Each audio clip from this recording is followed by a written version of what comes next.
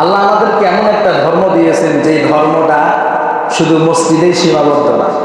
যদিও আমরা আমাদের ধর্ম ইসলামকে মসজিদের মধ্যেই সীমাবদ্ধ রাখছি। আমরা শুধু মনে করি ইসলাম শুধু মসজিদে চলবে, বাহিরে না। অথচ আল্লাহ বলছেন শুধু ইসলাম শুধু মসজিদে পালনের জন্য নয়। ইসলাম যেমন মসজিদে পালনীয়, ইসলাম তেমন পরিবারে পালনীয়, ইসলাম সমাজে পালনীয়, ইসলাম রাষ্ট্রে পালনীয়, ইসলাম পুরা পৃথিবীতে পালনীয়।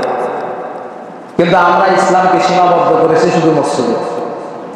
ইমাম সাহেবকে রাখছি শুধু মসজিদে নামাজ পড়ানোর জন্য। শুধু ইমাম সাহেবকে মসজিদে নামাজ পড়ানোর জন্য আমরা রাখছি শুধু নামাজ পড়ানোর জন্য, দোয়া করার জন্য, কোরআন তেলাওয়াত করার জন্য।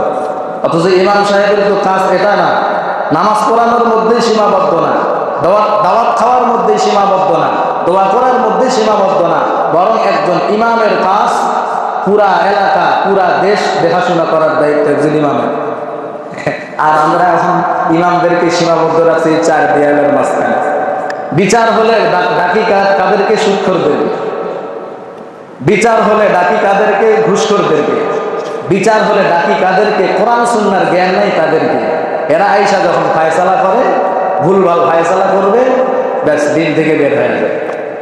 যার কারণে আমাদের ঈমান আর ইসলামের দুর্দশা।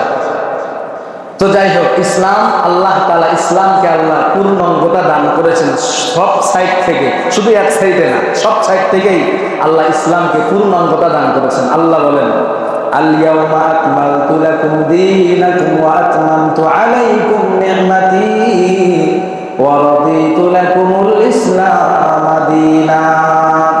আল্লাহ রাব্বুল আলামিন বলেন, আল-ইয়াওমা আকমালতু লাকুম দীনাকুম, আজ আমি আল্লাহ তোমাদের ধর্ম ইসলামকে পূর্ণাঙ্গতা দান করলাম।